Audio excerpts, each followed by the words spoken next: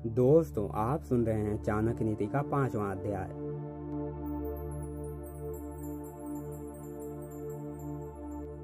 ब्राह्मणों को अग्नि की पूजा करनी चाहिए, दूसरे लोगों को ब्राह्मण की पूजा करनी चाहिए, पत्नी को पति की पूजा करनी चाहिए तथा दोपहर के भोजन के लिए जो अतिथि आए उसको सभी की पूजा करनी चाहिए।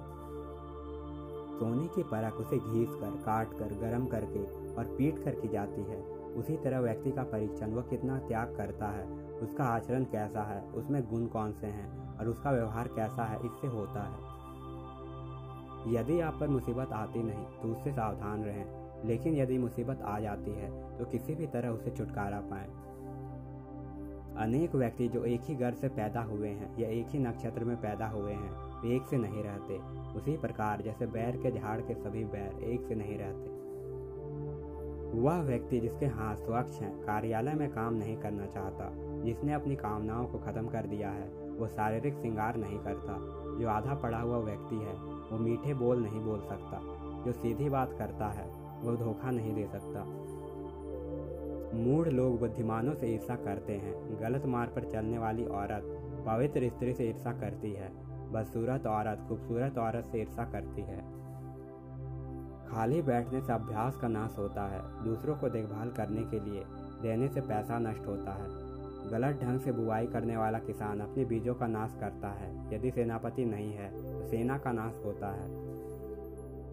जो व्यक्ति ज्ञान की निंदा करते हैं, शास्त्र सम्मत जीवन शैली का मजाक उड़ाते हैं, शांतिपूर्ण स्वभाव के लोगों का मजाक उड़ाते हैं, बिना किसी आवश्यकता के दुख को प्राप्त होते हैं। दान गरीबी को खत्म करता है। अच्छा आचरण दुख को मिटाता है। विवेक अज्ञान को नष्ट करता है। जानकारी भय को समाप्त करती है।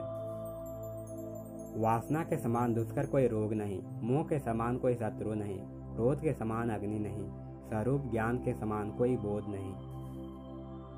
व्यक्ति अकेले ही पैदा होता है, अकेले ही मरता है, अपने कर्मों के शुभ अशुभ परिणाम अकेले ही भोगता है, अकेले ही नरक में जाता है और सद्गति प्राप्त करता है।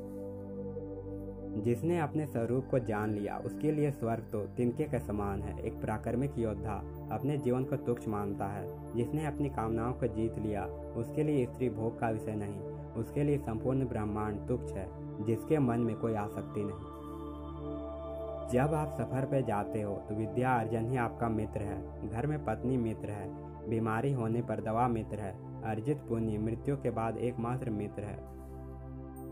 समुद्र में होने वाली वर्षा व्यर्थ है। जिसका पेट भरा हुआ है उसके लिए अन्न व्यर्थ है।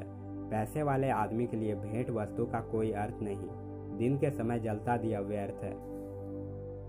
वर्षा के जल के समान कोई जल नहीं, खुद की शक्ति के समान कोई शक्ति नहीं, नेत्र ज्योति के समान कोई प्रकाश नहीं, अन्न से बढ़कर कोई संपत्ति नहीं।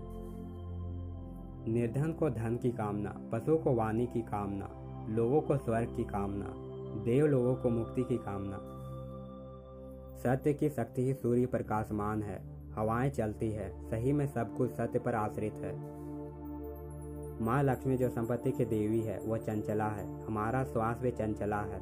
हम कितना समय जिएंगे इसका कोई ठिकाना नहीं। हम कहाँ रहेंगे इसका कोई पक्का नहीं।